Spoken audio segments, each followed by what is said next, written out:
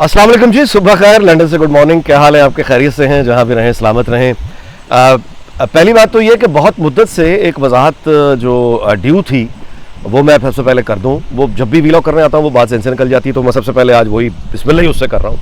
आपको याद होगा कुछ अर्से पहले मैंने एक वीलॉग किया था चेयरमैन पैमरा के बारे में और उसकी एक्सटेंशन के बारे में और उसके किरदार के बारे में, जो मीडिया पिछले 4 साल उसके नीचे जिस तरह से पाकिस्तान में जो हालत हुई है, उस हालत के बारे में मैंने बात की थी। वो तो उसी व्लॉग में की हुई है। लेकिन उस हवाले से मैंने ये भी कहा था कि अफवाहें बहुत सी जन्म लेती हैं। जब ये पता चलता है कि मरियम औरंगज़ेब जैसी वज़ीर, मौजूदा ये जो सलीम है चेयरमैन पैमरा, इसके लिए अगर मरियम औरंगज़ेब लॉबिंग कर रही है तो फिर आदमी हैरान ही रह सकता है और कुछ नहीं हो सकता। उसके साथ ही मैंने जिक्र किया था कि इससे फिर अफवाहें जन्म लेती हैं और फिर मुख्तलिफ फिगर सामने आने लगते हैं कि अच्छा जी इतने में ज़्यादा हुआ होगा, इतने में हुआ होगा, इतने में, जो मैंने उसमें जिक्र किया। उसके जवाब में मरियम औरंगज़ेब साहिबा का पहले तो मुझे व्हाट्सएप एक मैसेज आया और उसमें उन्होंने शुक्रिया लिखा कि थैंक यू अनीक भाई अस्सलाम वालेकुम अनीक भाई। मतलब ज़ाहिर है कि तंज था वो एक तरह का कि शुक्रिया। फिर उन्होंने कॉल किया तो उनसे मेरी बात हुई तो कहने लगी कि आपने मुझे जो है वो 20 करोड़ रुपए दिलवा दिए। मैंने कहा जी मैंने ये कहा था कि अफवाहें हैं और 20 करोड़ की सिर्फ बात नहीं की थी। मैंने कहा कुछ लोग 18 कह रहे हैं, कुछ 14 कह रहे हैं, इस तरह की बातें, ये अफवाहें। तो फरमाने लगी कि आप इस तरह की अफवाहों का जिक्र भी ना करते, कभी ना करते अगर आप मुझे जानते होते। तो मैंने उसके जवाब में उनसे अर्ज़ किया, मैंने कहा जी बिल्कुल दुरुस्त बात है, मैं आपको नहीं जानता, हमारा कोई फॉर्मल इंट्रोडक्शन कभी नहीं हुआ। तो ज़ाहिर है जैसे आप मुझे, मैं अपना काम कर रहा हूँ जानती हैं, मैं आपको जानता हूँ अपना काम कर रही हैं, लेकिन मेरा फॉर्मल इंट्रोडक्शन आपसे नहीं हुआ।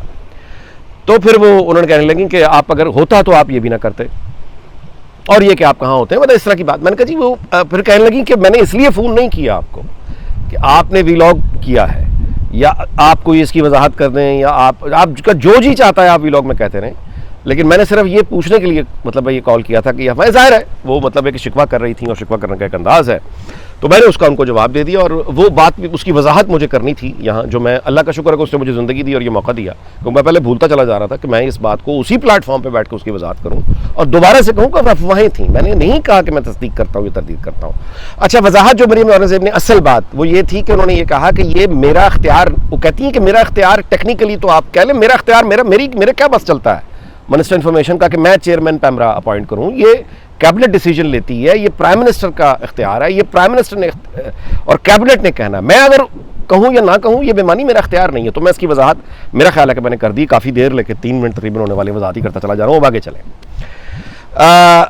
जलानी साहब एक हैं जी, ज़ुबैर जलानी साहब, एक बहुत अहम मसला की जानिब उन्होंने तवज्जो दिलाई है और वो सिंध हुकूमत से मुतल्लिक है, जिसमें कैंसर की दवाइयाँ, मतलब ये कि एक प्रोग्राम सिंध हुकूमत का बहुत अच्छा प्रोग्राम था कि कैंसर के जो पेशेंट्स हैं उनको रियायती नर्ख पे दवा दी जाए, या जो बिल्कुल अफोर्ड नहीं करते उनको मुफ्त उनकी कर दी जाए। कैंसर, पहली बात तो ये कि जिस घर में कैंसर हो जाए वो बंदा तो वैसे ही मर जाता है आधा, उसके लवाकीन भी यानी किस अजाब, उसके बाद फिर दवाइयों का, तो उस पर वो ये बता रहे हैं कि ये करीब 1 साल हो गया है। ये जो कंपनी थी ये नोवार्टिस फार्मास्यूटिकल्स है जी, कोई कराची की, जिनसे ये सिंध गवर्नमेंट लिया करती थी और बल्क में लिया करती थी, इसलिए कंसेशन कंपनी गवर्नमेंट को दिया करती थी। अब कोई कमीशन वगैरह का प्रॉब्लम आया है तो 1 साल से तकरीबन ये बंद है। अब ये 40 से 50 हज़ार रुपये मंथली की वो दवाएं जो आम एक पेशेंट को मिलती थी, अब वो लोग ले रहे हैं, लेकिन चंद 100 हैं जो ले रहे हैं। 10 हज़ारों ऐसे हैं जिनको मतलब ये दवाइयाँ लाखों रुपए की वो नहीं अफोर्ड करते, उनके पास एक ही चॉइस है कि वो मर जाएं। Can you believe that? जब रियासत वेलफेयर स्टेट नहीं होती और आदमी बीमार होता है तो उसको ये साफ बता दिया जाता है, वो भारत हो वो पाकिस्तान हो, वो यानी वेलफेयर अगर स्टेट नहीं है तो उसको ये बता दिया जाएगा कि आपको किसी को खुदा न खास्ता कैंसर हो गया है तो उसको ये बताया जाएगा कि इतने की दवाई मिल रही है, तुम्हारे पास पैसे हैं तो जिंदा रह लोगे, अगर तुम्हारे पास इतने पैसे नहीं है कि अपनी दवा खरीद सको तो तुम्हें मरने की आज़ादी है, मरने की आज़ादी, मर जाओ, कैंसर हो गया है, ये एक आफत आई है, मर जाओ, it is as simple as that. पैसा है तो दवाई खरीद लो, रियासत का हमारा इससे कोई लेना देना नहीं है, हमने तुमसे टैक्स लेना था जितना वो ले चुके हैं, तुम मर जाओगे तो बाकियों से लेते रहेंगे। ये कितनी भयानक स्कीम है। अब वो 1 साल से इन्होंने जो है ये क्यों इसको बंद कर दिया है। एक दवा है किसखाली, कैंसर के स्टेज के 4 मरीज़ जो ज़िंदगी के आखिरी दिन ये गुजारते हैं, इन पे बहुत मुस्बत नताइज हुए थे, मरीज़ जो हैं वो बेहतर हुए थे, दुआएं दे रहे थे, لیکن ان دواؤں کو, کینسر کی جو یہ دوا ہے, یہ سندھ حکومت کا محکمہ صحت, یہ اس کی لاپرواہی ہے یقیناً ہے, اور 1 سال سے انہوں نے اس کینسر کی دواؤں کی مد میں کوئی کسی جو ہے نا رقم کی ادائیگی نہیں کی, جس کے اندازے میں 10,000 کے قریب کینسر پروگرام میں رجسٹرڈ مستحق مریض پچھلے 1 سال سے یہ موت کے منہ میں پہنچ گئے ہیں. کیا ظلم ہے, کیا ظلم ہے, کیا ظلم ہے.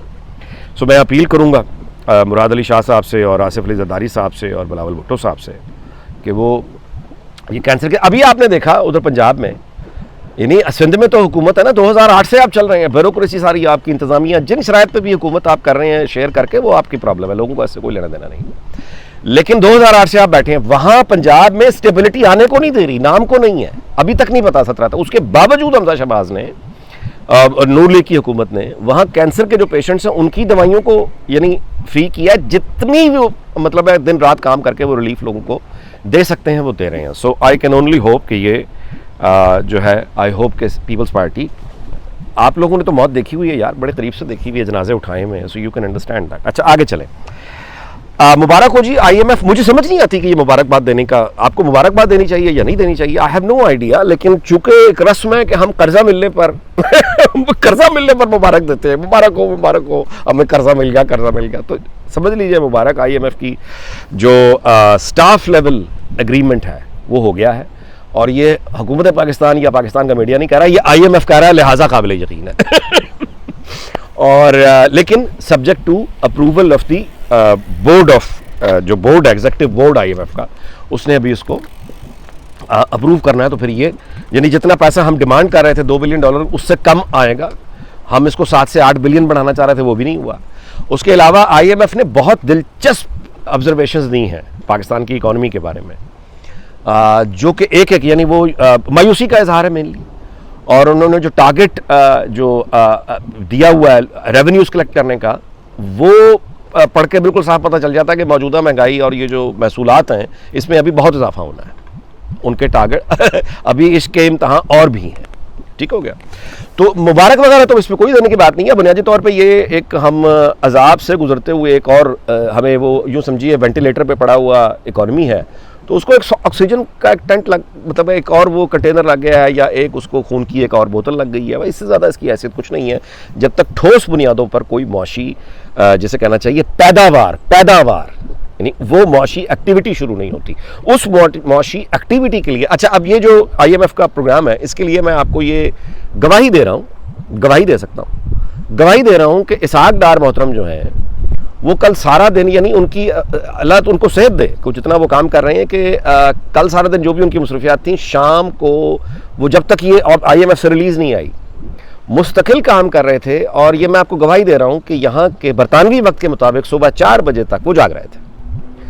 4 بجے تک وہ بندہ صبح جاگ رہا تھا کہ یہ, اور اس کے بعد جب وہ ہوا ہے تو اس کے بعد ہی وینٹ ٹو میرا خیال ہے کہ بیڈ. اور اس کے بعد پاکستان ان کا واپس آنا یقیناً اچھی خبر ہے, لیکن مطلب ہے کہ ان کی ظاہر ہے کہ رہنمائی پہلے بھی انہوں نے نکالا ہوا ہے. لیکن میرا آرگومنٹ پھر وہی رہے گا کہ پہلے بھی ڈار صاحب نے جب اس کا مطلب یہ نہیں ہے کہ میں اس کو کریڈٹ سارے ڈار صاحب کو دے رہا ہوں, ظاہر ہے مفتاح اسماعیل کا اپنا ایک رول ہے, بہت امپورٹنٹ رول ہے, مطلب سب اس کے گواہ ہیں, لیکن concern for the country and concern for the job, اس کا میں ڈار صاحب کی مثال دے رہا تھا. اور میرا جو پرانا یعنی آپ کہیے کہ سٹینڈ ہے وہی ہے, اور وہ یہ ہے کہ ڈار صاحب بھی جا کے آئی ہوپ پاکستان کے لیے بہت بہتر کریں. لیکن طاقت جو پارٹی کو ملتی ہے وہ تب تک اس طرح کی مورل اتھارٹی نہیں ملے گی جب تک نواز شریف وہاں موجود نہیں ہوں گے. سو نواز شریف کو وہاں پہ ہونا ہے. مریم نواز کے پاسپورٹ ابھی تک ان کو واپس نہیں مل سکے, تو جب تک دیکھیے وہ ایک گراؤنڈ پریپیئر نہیں ہوتی اکانومک. آپ نے مطلب مثال کے طور پہ احتساب تو اب آپ کے پاس کی بات نہیں ہے, یہی مان گئے ہیں نا آپ. جتنا 2014 سے آن ورڈز ہوا, یہ ساری کی ساری کھرب پتی بننے کی دوڑ تھی. آئین شکن جو افراد تھے جو قانون توڑ کر پیسہ کما رہے تھے, ان کی طاقت اور پیسے کی دوڑ میں ایک تجربہ پورا ملک بنایا گیا. ان میں سے کسی ایک آدمی کو گھنٹے بھر کے لیے بھی جیل نہیں بھیج سکے, نام تک نہیں لے سکے, انکوائری انیشیٹ نہیں کر سکے, اور ماضی کی طرح ہوا ہے سارا کا سارا ارینجمنٹ کہ ٹھیک ہے جی جو آپ نے کیا. پہلے ماضی میں پرویز مشرف کو جس طرح انڈیمنٹی ملا کرتی تھی, جو ملٹری ڈکٹیٹر آتا تھا آئین توڑ کے, اب اس کی سزا تو موت ہے, آئین کے مطابق تو سزا موت ہے, تو اب اس کو موت سے کیسے بچانا ہے, تو اس کے لیے یہی سیاسی جماعتیں جیسے پرویز مشرف سے کیا تھا پہلے کہ پارلیمنٹ سے انڈیمنٹی کا وعدہ کرتی تھیں کہ آپ جمہوریت بحال کر دیں, پارلیمنٹ بنا دیں, تو ہم آپ کو آپ کے جرائم پہ جو آپ نے آئین شکنی کی ہے معاف کر دیں گے. تو یہ وہ بے بسی جو پہلے ہوتی تھی, وہی بے بسی آج بھی آپ کو نظر آ جائے گی. وہ انڈیمنٹی وغیرہ کا پارلیمنٹ سے تو نوبت نہیں آئی, لیکن باقی آپ نے کسی کا نام آتے ہوئے نہیں سنا ہوگا. اچھا, یہ قانون اور آئین, میں ویلاگ یہاں ختم کر رہا ہوں. قانون اور آئین کی جو حکمرانی ہے میرے بھائی, اس کے بغیر کوئی لانگ ٹرم سٹیبلٹی, خوشحالی ہوتی نہیں ہے. میں ان شکووں اور گلوں کو میں سمجھتا ہوں کہ یار آپ کیا ہر وقت نیگیٹو باتیں کرتے رہتے ہیں. مجھے بتا دیں میں اور کیا کروں. آپ کے سامنے جو اکانومی, آپ مجھے اب بتا دیں نا کیا ہوا. جمہوریت آ گئی ہے آپ سمجھتے ہیں, یعنی پاکستان میں جو چل رہا ہے کیا یہ کیا کہیں گے آپ اسے؟ چلیں آپ بتا دیں. میں سے یہ کہوں کہ جمہوریت آ گئی ہے, میں کیا کہوں کہ آمریت آ گئی ہے. نہ جمہوریت ہے نہ آمریت ہے, نہ رات ہے نہ دن ہے, نہ ہی ہے نہ شی ہے. تو اس طرح کے نظام نے آج تک کیا دے دیا جو میں آگے ہوپ فل ہو جاؤں. آخر میں یہ کہ میرا خیال ہے کہ وحشی پن کا کوئی ایسا کوئی مثال نہیں ہے جو ہم نے چھوڑی ہو. کراچی سے خبر یہ ہے کہ جہاں ہم رو رہے تھے کہ ڈی ایچ اے میں وہاں اس گھریلو بچے پہ ظلم کر کے اس کو ایک کو شہید کیا, دوسرے کو شدید زخمی کر دیا, اس جرم میں کہ فریج سے نکال کے کھانے کی چیز کھا لی تھی. اندازہ لگائیں, خبر آئی ہے کراچی میں شوہر بیوی کی لڑائی, شوہر نے بیوی کو مار دیا, مار کے اس کی لاش کو دیگ میں کھانا بناتے ہیں نا, دیگ میں کھانا, اور دیگ میں بیوی کو ڈال کے اس کی لاش کو اس کو پکا رہا تھا. 6 بچوں کی ماں تھی اس کے, 6 بچوں کی ماں کو, اپنی بیوی کو کسی بات پہ اس کا جھگڑا ہوا ہے اور اس کو مار کے وہ دیگ میں ڈال کے اس کو پکا رہا تھا. یہ جانور جو ہے نا, یہ جانور, یہ جو شعور ہے, یہ جو پیدا ہوتا ہے فیکٹری میں, یہ جو ہماری فیکٹری جس کو ہم نام سے کہتے ہیں کہ یہ معاشرہ ہے, اس معاشرے میں کس طرح کے لوگ پیدا ہوتے ہیں, یہ شعور کہاں سے آتا ہے؟ یہ ہے نتیجہ, یہ جو سماجی رویے ہیں نا, پھر آپ کہیں گے کہ یہ تو اس میں سماجی رویے نتیجہ ہوتے ہیں میرے بھائی آئین کی حکمرانی سے, یعنی جو براہ راست تعلق ہوتا ہے سماجی رویوں کا. اگر رول آف لا ہوگا, قانون کی آئین کی حکمرانی ہوگی, لوکل گورنمنٹ اگر مضبوط ہوگی, تو یہ جرائم اس میں بہت کمی آئے گی. اس طرح کے جرائم میں ہم نے چونکہ پولیٹیکل سسٹم اس طرح کا رکھا ہوا ہے جو ظلم پہ, جس کی بنیادی ظلم پر ہے, تو جو بندوق اور ظلم کی بنیاد پہ ڈنڈے سے آپ ایک نظام ظلم کا چلائے چلے جا رہے ہیں, دن رات ہزاروں لاکھوں لوگ اس کی وجہ سے موت کے منہ میں جا رہے ہیں, ان کا مستقبل تباہ ہو رہا ہے, ان کو میرٹ نہیں مل رہا, ان کو عدل نہیں مل رہا, وہ اوپر سے ان کو سکھا دیا کہ یہ تمہاری قسمت ہے, تمہارے لیے سب کچھ ہے, وہ اگلے جہان میں, یہ دنیا تو ہم موج کریں گے. مطلب ایک عجیب و غریب قسم کی سوسائٹی جو بنا دی ہے بیماروں کی. وہاں پہ یہ شعور پیدا ہوتا ہے جو عید کے دن لوگ اپنا وہ گائے کرتے ہیں بکرا, اس نے بیوی کو مار کے دیکھ میں. اللہ اکبر, اللہ اکبر, کیا کہے جی آدمی, بس اللہ معاف کرے. سماجی رویہ ہو یا کوئی اور رویہ ہو, تباہی, ہر طرف تباہی. چلے جی, اللہ تعالیٰ رحم کرے. اور پھر بھی ہم یہی دعا کریں گے کہ اللہ تعالیٰ پاکستان کو, اس کے ہمسایوں کو, پوری دنیا کو شاد اور آباد رکھے. اگلے ویلاگ میں آپ سے ملاقات ہوگی. اپنا بہت خیال رکھیے گا. اللہ حافظ.